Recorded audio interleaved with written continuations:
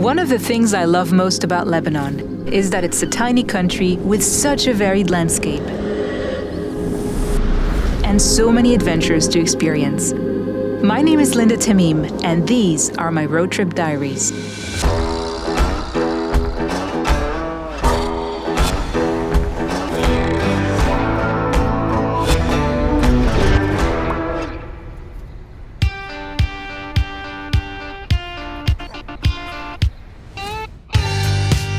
I'm a journalist in a very corporate environment, and my recipe to unwind during the weekends is laid-back clothing, a bag with my go-to essentials, and just going with the flow. See where the road takes me.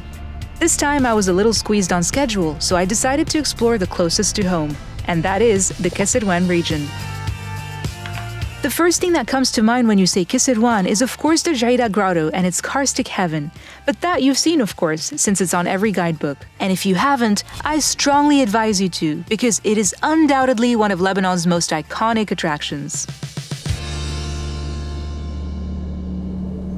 The road from Rita to Mzar ski slopes can be quite crowded usually, but if you take the time to look left and right, you might have a peek at some impressive rock formations.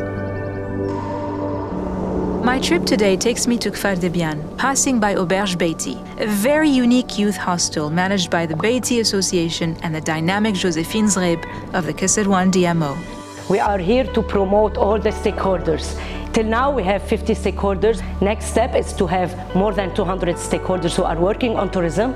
Yes, we will go on the international fairs of tourism to promote Keserwan as one destination under one brand all together.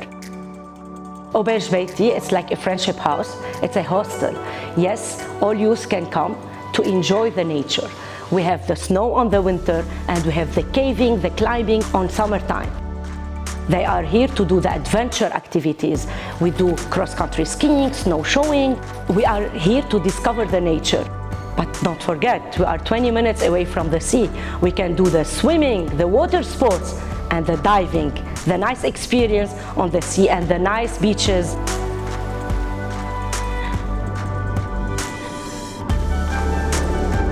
After that, I head to Haddad Temple and its stunningly well-preserved Roman ruins.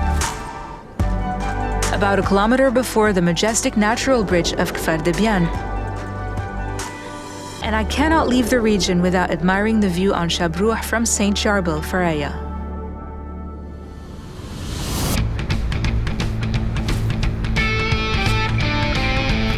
The weather helping, I decide to take the road from Ashkout to Kfour, passing near Wata Joz, home of Wata cider, made with the famous Keserwan apples. I continue through Dlepta, one of the most picturesque Lebanese villages in my opinion, with its cascade of red tiles. And down the valley to Ghazir, home of Chateau Musard, then Khatib and its various restaurants by the water. A few minutes uphill from Khatib, we get to Kfour, the pearl of Futuh Keserwan. They also call it the circus because it feels like a round arena with a jaw-dropping view on Jounieh Bay. Among the gems of Kfour are Beit Trad and Indira, two old Lebanese manors lavishly and elegantly refurbished. I met with the manager of Indira, Isabelle Ede, who told me all about its fascinating story. The story of Indira is the story of a family that bought this house in 1986 and lived in it for 30 years. The family used to love antiques, and a lot of it comes from Cairo, from Damascus, from Istanbul, and of course from Beirut. But then when the family began to travel very often to the Asian countries, they fell in love with that culture too, and they brought a lot of antique pieces from Asia.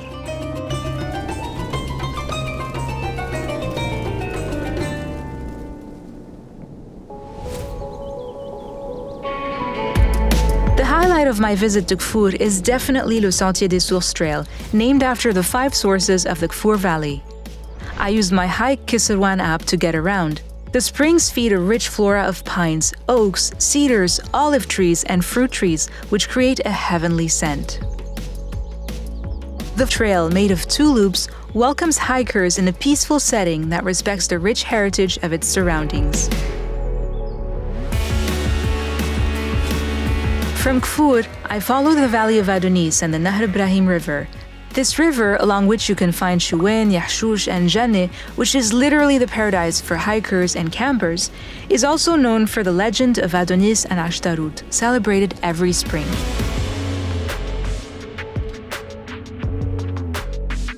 The crimson red flower, said to be the blood of Adonis, continues to bloom there each year.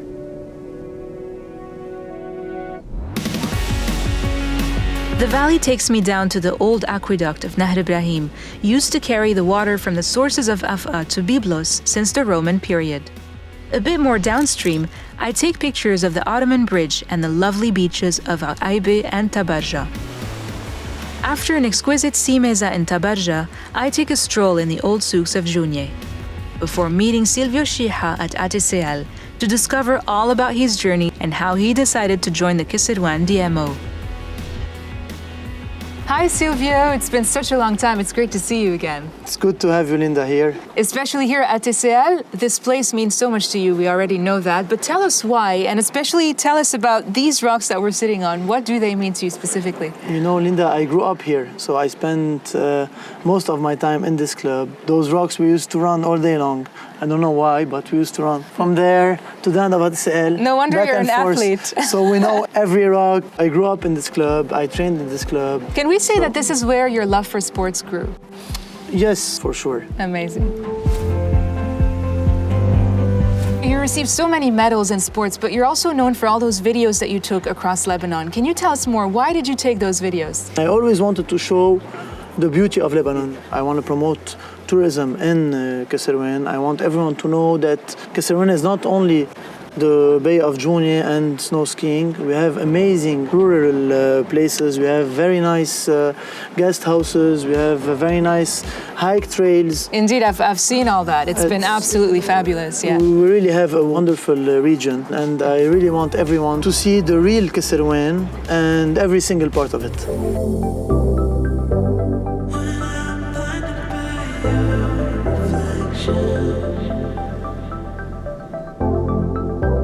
Sylvio, this is such a beautiful place, and it's such a lovely view of the Jounieh Bay that we have right behind us. But tell us, do you have another favorite spot to admire the Jounieh Bay? Definitely. You can go on the telepheric. You will see one of the most amazing views, right. And definitely paragliding. Right, that's something I've yet to try. Paragliding is really, really nice.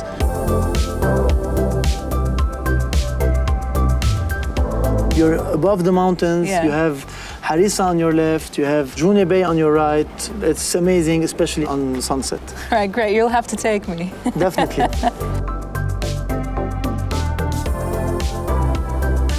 With this, I wrap up my thrilling long weekend. Check out the Lebanon Traveler interactive map for my road trip details and listings of everything to do, see, and eat in Keserwan. And I'll see you soon for yet another road trip diary.